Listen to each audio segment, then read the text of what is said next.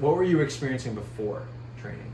I guess the main thing would be lower back pain, like from lifting, like especially when I would do stuff like squats or deadlifts, even bench, I would experience a lot of lower back pain.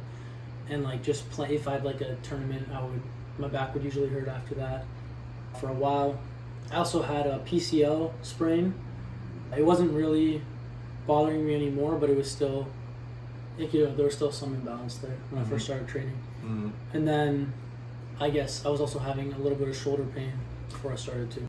At first I was definitely like kind of confused and I wasn't sure how that would translate to anything. But then like once we started doing, like we did that for like a couple weeks, I remember. And then like we started doing some like actual lifting. Like we did some single leg squats, stuff like that. And I actually started feeling like when I would squeeze my toes, I would feel my glutes activate. And I actually, like, it was a big difference because normally I would feel like an actual like burn in my quads after doing a big set. Then I did like a heavy set and I felt it all in my glutes after a couple weeks of doing that. At first it didn't really translate for the first while. But eventually I started like, when I say I was doing like an approach jump test or something like that and I would think about it, I would like feel a difference. Even just like playing defense, stuff like that, I would feel a difference. But it was still like a conscious decision to start thinking about it. But then eventually it became more of like I'm getting ready to dig the ball, I'm gonna like, it's gonna happen naturally. I'd say I felt a big difference, like doing all that faster stuff. Yeah.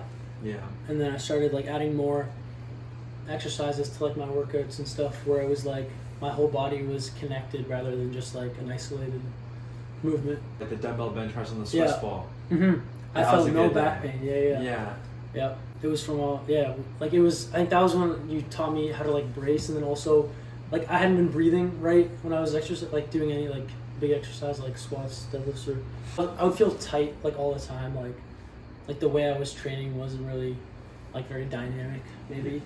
So like, if after I'd done like I did a lot of upper body once I hurt my knee, and I just felt kind of tight when I got back to playing, just like my arm swing and everything. Just like very like tight and not very loose.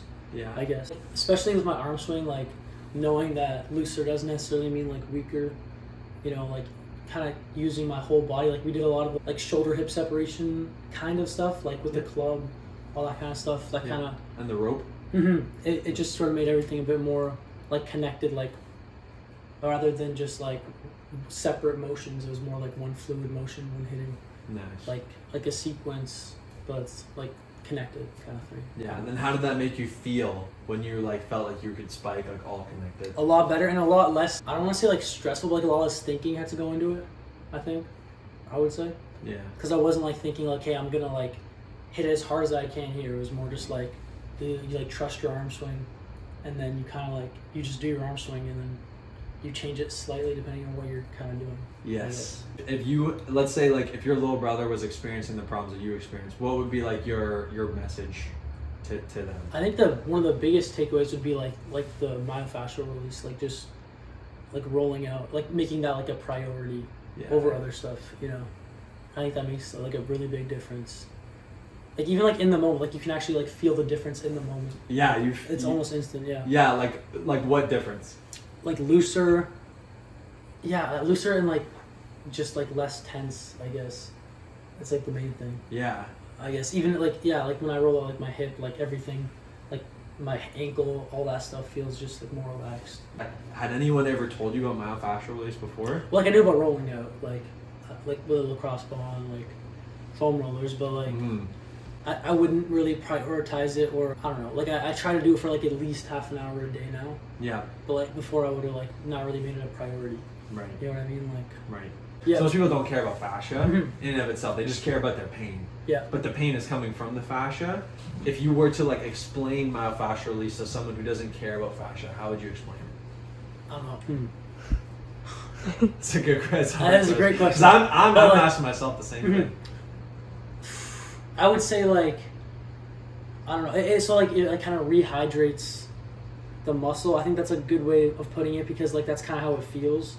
Like it's, I don't know. If you like before you roll out, sometimes you feel like it feels like older or like tighter, but then like once you roll out, I don't know. It feels like rehydrated and like you can I'd use it again to its full like extent, even if it's like before a lift or something like that. You know, it still makes a big difference. Yeah, I find like doing it before stretching too.